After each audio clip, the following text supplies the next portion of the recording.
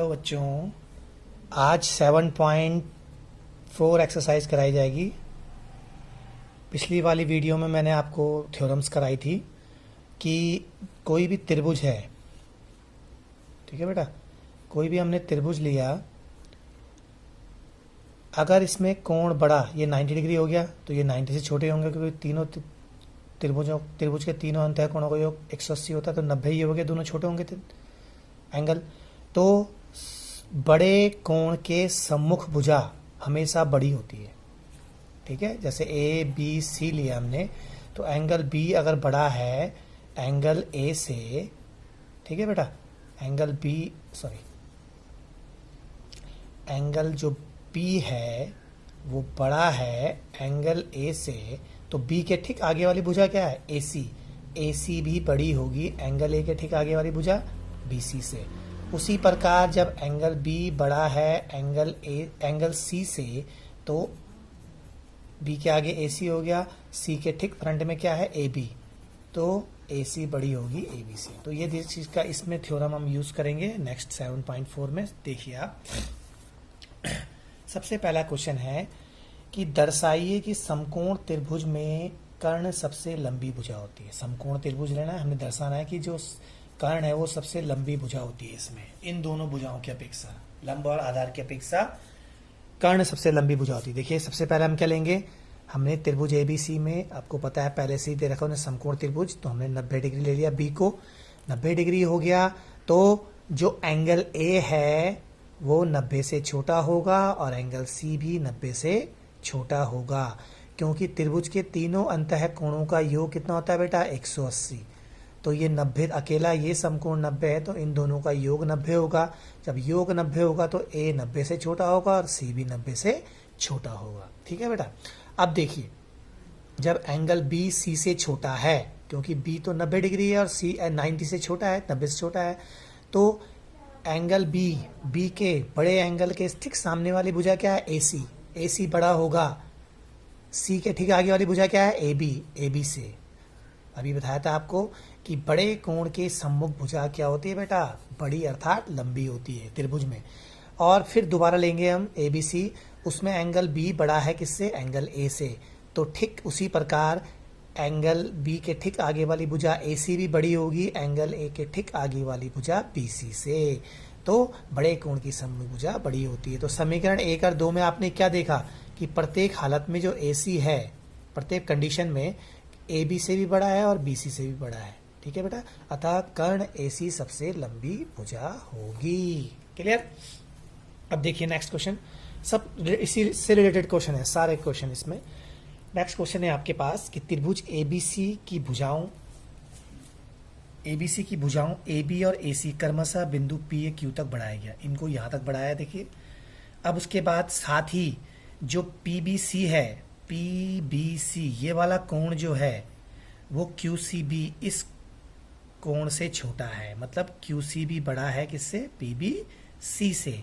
तो आपने बताना है कि ये वाली जो साइड है ए सी वो ए बी से बड़ी होगी, ये वाली साइड आपने बड़ी प्रूफ करनी है। तो सबसे पहले हमने क्या करा, ये देख रहे हैं आप, एक लाइन बन रही है, रेखा बन रही है, रेखा में एक दो एंगल बन रहे हैं, तो इनको क्या लिखेंगे हम, रैखिक युग्म।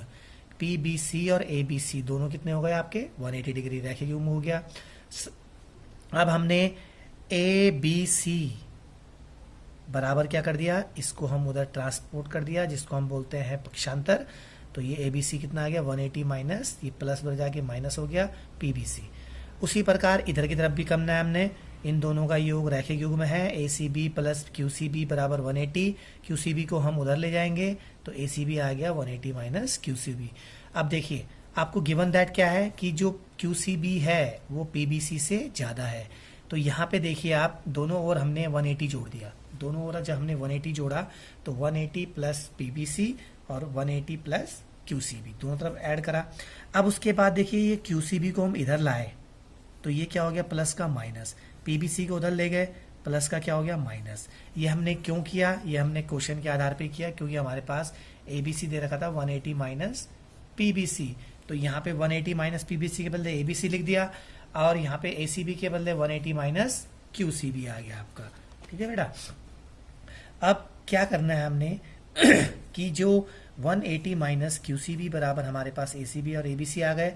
अब देखिए A B C, angle B बड़ा हो गया एंगल सी से। देखिए ए बी सी बड़ा है ए सी बी से, तो ए बी सी के ये बड़ा वाला कौन है, इसके ठीक आगे वाली भुजा क्या है, ए सी। ए सी बड़ी होगी, इसके ठीक आगे क्या है, ए बी से। ए सी बड़ी होगी ए बी से, ये हमने प्रूफ करा था कि ए सी बड़ी होगी ए बी से। तो ये आपका प्रूफ हो गया। क्लियर बेटा। अब देखिए next question, question number 3। You have given that, तुम्हें दिया गया है बेटा कि एंगल ए बड़ा है, जो एंगल ए बड़ा है वो एंगल बी से, और एंगल सी बड़ा है, सॉरी एंगल डी बड़ा है एंगल सी से। तो आपने बताना है कि जो बी सी भुजा है वो ए डी भुजा से बड़ी होगी। तो सबसे पहले आप ट्राइंगल देख रहे हैं दो, इसमें आप ट्राइंगल लेंगे, त्रिभुज से ही क्वेश्चन सॉल्व होगा। ये त्रिभुज ए बी ओ में आपने लिया, जो गिवन दैट क्या है आपको, एंगल ए बड़ा है एंगल बी से। जब एंगल ए बी से बड़ा है तो एंगल ए के ठीक सामने की भुजा क्या है, बी ओ। बी ओ बड़ा होगा, इसके आगे की भुजा क्या है, ए ओ से। तो बी ओ बड़ा होगा ए ओ से। बड़े कोण की सम्मुख भुजा बड़ी होती है। अब उसके बाद इस ट्राइंगल में लेंगे, इस ट्राइंगल में डी बड़ा है सी से, डी बड़ा है सी से, तो डी के ठीक आगे वाली भुजा ओ सी बड़ा होगा सी से ओ डी से, ओ सी बड़ा होगा ओ डी से। ठीक, क्लियर। अब दोनों समीकरण आ गई, फर्स्ट और सेकंड, दोनों को हम ऐड कर देंगे। लेफ्ट हैंड साइड बायां पक्ष ए ओ प्लस डी ओ और बी ओ प्लस दायां पक्ष सी ओ, दोनों को ऐड करा। जब देखो ए ओ प्लस ओ डी करा तो ये पूरा क्या आ गया, ए डी, लिख दिया ए डी। और बी ओ प्लस ओ सी करा तो क्या आ गया बेटा, बी सी। क्लियर। तो बी सी बड़ी आ गई किससे, ए डी से। यही आपको प्रूफ करना था। Is that clear. अब देखिए next question number 4, very very most अच्छा क्वेश्चन है। देखिए ए बी और सी डी क्रमशः एक चतुर्भुज ए बी सी डी की सबसे छोटी या सबसे बड़ी भुजा है। सबसे ध्यान रखना, ए बी जो है वो सबसे छोटी भुजा है पूरे चतुर्भुज में, और सी डी सबसे बड़ी भुजा है। सबसे बड़ी भुजा सी डी है, सबसे बड़ी भुजा ए बी सबसे छोटी, इस सब में। ठीक। अब हमने क्या करना है कि एंगल ए को बताना है बड़ा होगा एंगल सी से, और एंगल बी को बताना है बड़ा होगा एंगल डी से। तो सबसे पहले हम कंस्ट्रक्शन करेंगे। इसमें हमने क्या करा, ए सी को मिला दिया। आपको खाली एक चतुर्भुज दे रखा था बस, और हमने यहाँ पे एक ए सी को यहाँ मिला दिया। तो सबसे पहले हम पहला ये प्रूफ करेंगे, त्रिभुज ए बी सी बन गया। हमने इनको नाम दे दिया कोणों को 1 2 3 4, ताकि सॉल्व करने में इजी हो। सबसे पहले देखिए यहाँ पे सबसे इस वाले ए बी सी में बड़ी भुजा का कहीं जिक्र नहीं है, खास सिर्फ छोटी भुजा है ए बी। तो जब ये छोटी भुजा है ए बी, तो हमने यहाँ पे बी सी को बड़ी भुजा ले लिया। तो बी सी बड़ा है ए बी से, क्योंकि ए बी सबसे छोटी भुजा है ना, तो इससे सब बाकी बड़े हैं, तो बी सी नेचुरली बड़ा होगा। तो ए बी से बड़ा है बी सी। आगे यहाँ पे जब ये बी सी बड़ा है तो उसके सामने का एंगल कौन सा है, एक भी बड़ा होगा। ए बी के सामने का एंगल कौन है, सम्मुख कोण 3, तो 1 3 से बड़ा होगा। इक्वेशन नंबर 1 आ गई। उसी प्रकार अब हम त्रिभुज ऊपर लेंगे ए डी सी में। ए डी सी में देखिए सबसे छोटी भुजा तो नहीं आ रही ए बी, सबसे बड़ी भुजा आ रही है सी डी। सबसे बड़ी भुजा है तो इससे छोटी भुजा होगी ए डी। तो सी डी बड़ा है ए डी से, तो जब सी डी ए डी से बड़ा है तो सी डी के ठीक आगे वाली भुजा, आगे वाला कोण क्या है 2, और ए डी के ठीक आगे वाला 4, तो एंगल 2 एंगल 4 से बड़ा होगा। ठीक बेटा। लंबी भुजा का सम्मुख कोण क्या होता है, बड़ा होता है। अब दोनों को जोड़ देंगे इक्वेशन को, left hand side angle 1 plus angle 2 और एंगल 3 प्लस एंगल 4। जब 1 2 को जोड़ा तो पूरा एंगल ए आ गया, और 3 4 को जोड़ा तो एंगल सी आ गया। तो आ गया पहला वाला proof, angle A angle C से बड़ा होगा। अब दूसरे प्रूफ करने के लिए हमको ये वाला डायग्राम, हमने ये जो डायगोनल मिलाया था, विकर्ण मिलाया था, इसको इरेज करके हम बी डी को मिला देंगे अब, क्योंकि हमको बी पर दिखाना है डी से बड़ा। और हमने क्या करा, अब उसको हमने बी से डी को मिला दिया और इसके नाम दे दिए 5 6 7 8। ठीक बेटा। अब देखिए इसमें अगर हम त्रिभुज ए बी डी में लेते हैं तो इसमें कोई छोटी बड़ी भुजा आ रही है, हाँ सबसे छोटी भुजा आ रही है ए बी, इस सबसे छोटी भुजा है तो ए डी से बड़ा होगा। जब ए डी बड़ा है भुजा ए बी से, ए डी बड़ा है भुजा ए बी से, तो इसके ठीक सामने वाली कोण क्या है 5, कोण 5 बड़ा होगा कोण 7 से, बड़ी भुजा का सम्मुख कोण बड़ा। अब त्रिभुज बी डी सी लेंगे हम, बी डी सी में भी यही करना है आपने। सबसे बड़ी भुजा सी डी है तो छोटी भुजा बी सी होगी, तो इसके ठीक सामने वाला कोण क्या है 6 और इसके ठीक सामने वाला 8, तो बड़ी भुजा का सामने कोण 6 है तो 6 बड़ा होगा 8 से। अब दोनों को इसी प्रकार जोड़ देंगे जैसे पहले किया था हमने, 5 और 6 को जोड़ा, 7 और 8 को बायां पक्ष जोड़ा, तो बायां पक्ष 5 + 6 कितना आ गया B, और 6 7 + 8 कितना आ गया D, तो एंगल B बड़ा होगा एंगल D से। तो इस प्रकार इसको सॉल्व करना है। क्लियर बेटा? अब देखिए next question number 5, very very most important. आपको गिवन दैट है कि एक जो आकृति है इसमें पी आर बड़ा है, जो पी आर बड़ा है पी क्यू से, और आपने पी एस कोण क्यू पी आर को समद्विभाजित कर रहा है। ये पी एस जो कोण है ये पी क्यू पी आर को समद्विभाजित कर रहा है, तो आप इसको 1 2 लिख दीजिए, एंगल 1 और 2, आसानी होगी समझने में। हमने सिद्ध करना है जो ये पी एस आर ये वाला एंगल है वो पी एस आर ये वाला एंगल है वो इस एंगल से बड़ा होगा। अब देखिए कैसे करेंगे। सबसे पहले हमने क्या लिया, जो हमको गिवन दैट है कि पी आर बड़ा है पी क्यू से, ठीक।